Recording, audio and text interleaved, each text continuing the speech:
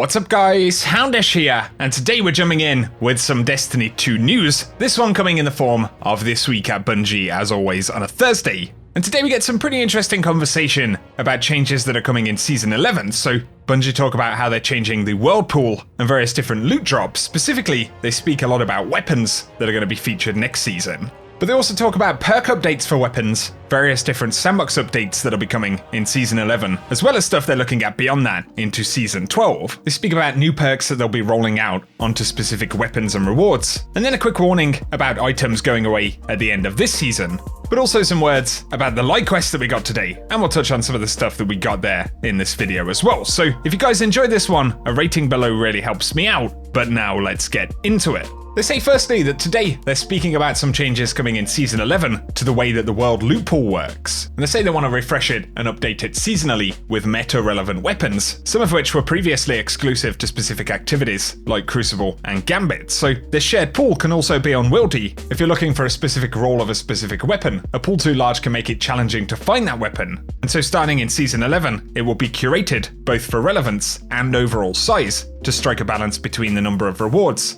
and the chance to get a sought after drop. Every season, gear from previous seasons will be added, and any gear that would no longer have a max power level greater than or equal to the current season cap will be cycled out to ensure that drops are power relevant in the current season. And so they give us a list here of weapons that will be featured in that loot pool for next season. So Uriel's Gift, Elatha FR4, the Old Fashioned, Moss Epoch 3, Hawthorne Shotgun, Last Hope, Timeline's Vertex, The Interference, Dire Promise, True Prophecy, Jian 7, Enigma's Draw, Distant Tumulus, Escape Velocity, Honor's Edge, Gnawing Hunger, Arsenic Bite, Main Ingredient, Outrageous Fortune, Truth Teller, Nature of the Beast, Last Perdition, Bad Omens, Night Watch, Toil and Trouble.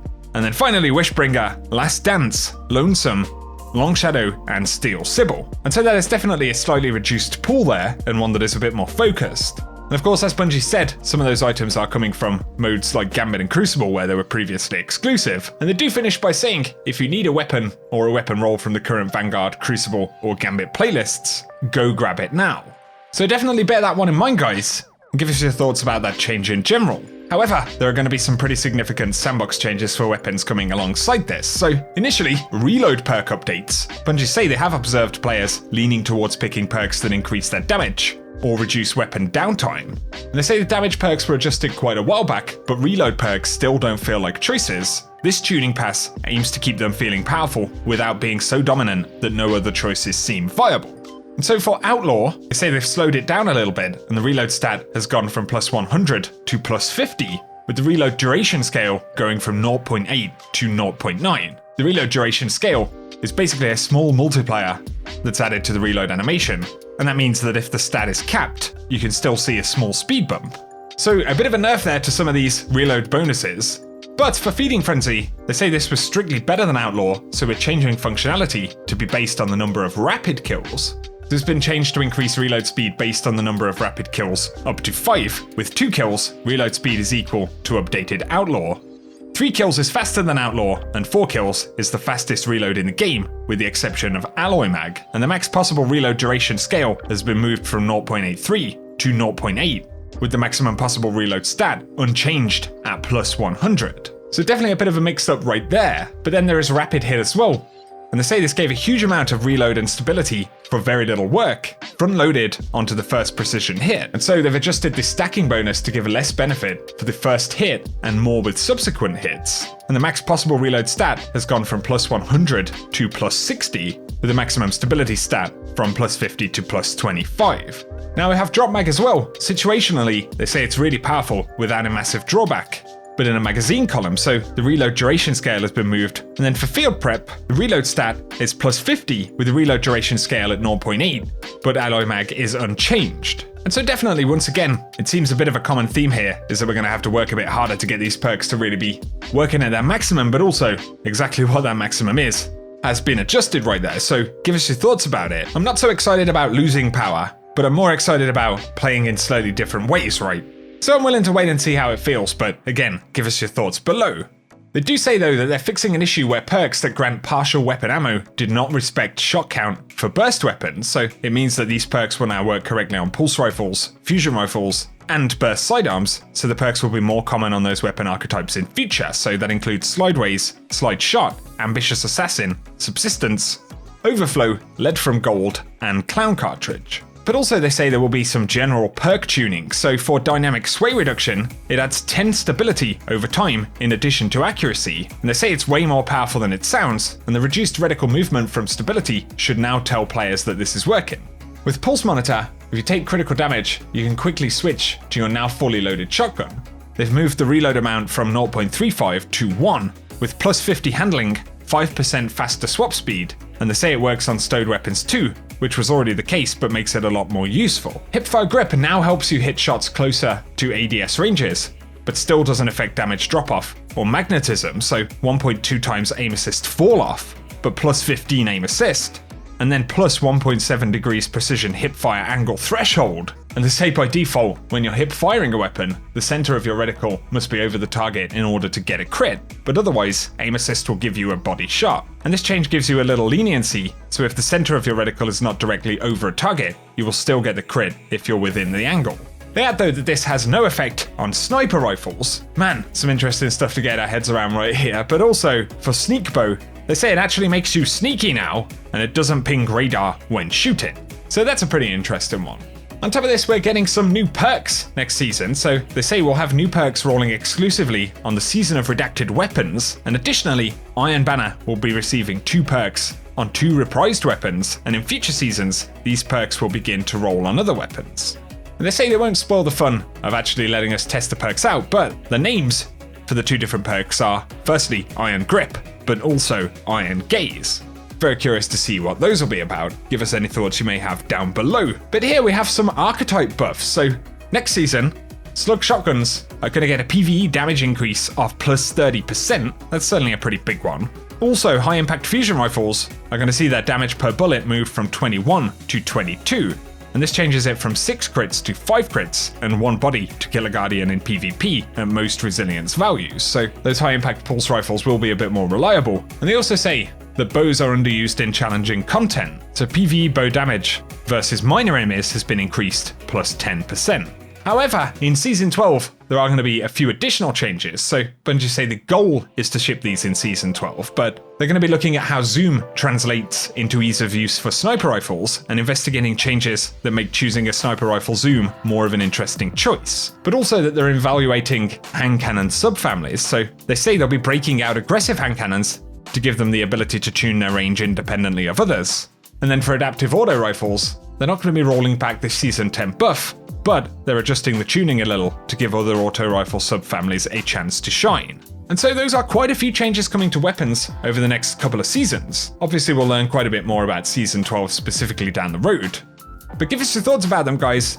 I think there are some positive sounding things right there, but definitely I'm most interested in seeing kind of new perks and new ways to play the game. With the stuff we have in the game right now being persistent, it totally makes sense to adjust it over time, right? Let us know what you think in the comment section, but they point out that they do leave a list of items that'll be going away at the end of this season, so of course that includes Seraph Bunkers, Warmine Bits, the 4th Horseman Exotic Quest, the Lie Quest, Legendary Lost Sectors, and the Seasonal Artifact. But they do have a separate article linked in This Week at Bungie, which I will link down below in the description. And if you want to check that list for any things that will be going away, then the link will be there.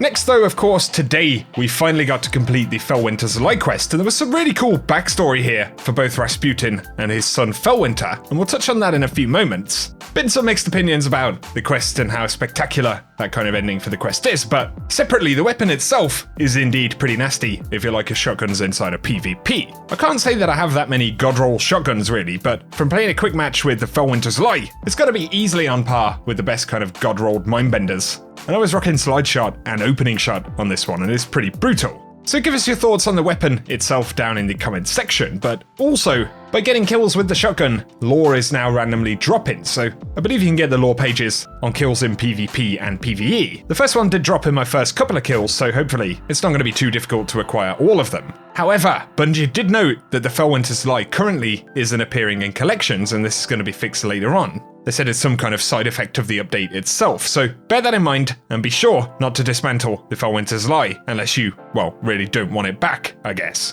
But on the subject of the mission, the dialogue and what we saw inside of the Moon Bunker, I really enjoyed the way the mission was produced myself. I know a lot of players think it's maybe a little bit underwhelming, and I do totally get that argument as well. It isn't a huge mission, boss fight, or anything like that by any means, but some of the dialogue was really cool. Rasputin and Felwinter, his son, did have a pretty savage relationship, as we learn inside of this mission. We also hear mention of how Rasputin decimated those Iron Lords, including his son, and we get to see that secret moon bunker actually lit up, so it is a very cool space. But totally when you look at it, it would have been a really cool space for something like a puzzle. Although, if we'd have gone in there and found a puzzle at the end of that final step, I think we might have seen a lot of players blowing their top. So nonetheless, we do have the shotgun now, after a series of strange quest steps and events, updates, and breakages. So, what do you guys think, man? Be sure to give us your thoughts on the final step of the quest, that mission, and the shotgun itself. Right here, I'm going to play some of the dialogue sections from inside of the mission, so if you want a quick recap on any of the dialogue, or just want to check it out, then you can do that right here. But otherwise, for today, guys, thank you for tuning in, and if you have enjoyed the video, a rating below really does help me out. Also, feel free to get subscribed to the channel, so I can keep you posted on Destiny 2 news, guides, and all that good stuff, especially as we approach an announcement for new DLC in the coming weeks. So we'll have to see what Season 11 and 12 holds, and once again, you can turn on notifications if you don't want to miss out on any videos. But otherwise, guys, thanks a lot for tuning in, and whatever you get up to, I hope you have an awesome day. He did so for many years, until a great calamity befell the kingdom. In the aftermath, the tyrant's son was changed. The tyrant's son turned away from his father and became a warrior. The tyrant chased his son across fields and mountains and oceans.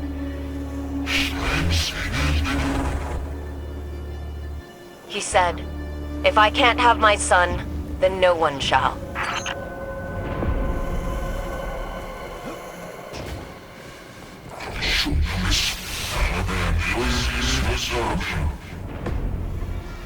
In the end, the tyrant used his son's love of the people against him. He promised him a miraculous technology that could rebuild the kingdom.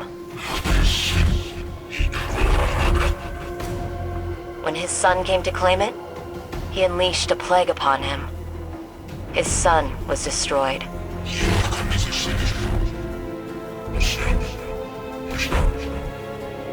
And the tyrant looked upon his tyranny and wept.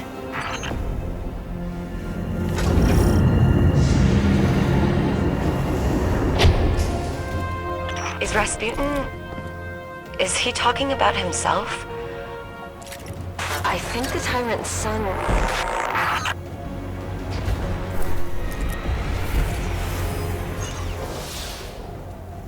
Guardian, can you read me? There you are.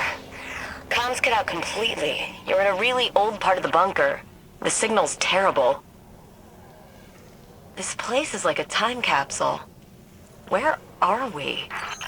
This looks like the casing of an old safety AI, but marked with Rasputin's symbol. These transcripts suggest his original code was for a sort of emergency response system from pre-Golden Age space stations. Checking oxygen levels, fuel, that kind of thing. Clovis Bray took a safety AI and turned it into an interplanetary defense system with sentience. And Rasputin kept all this, almost like a scrapbook of his past, a way to remember his roots. And he showed it to us. When did he learn to be so sentimental? Wish Zavala could see this.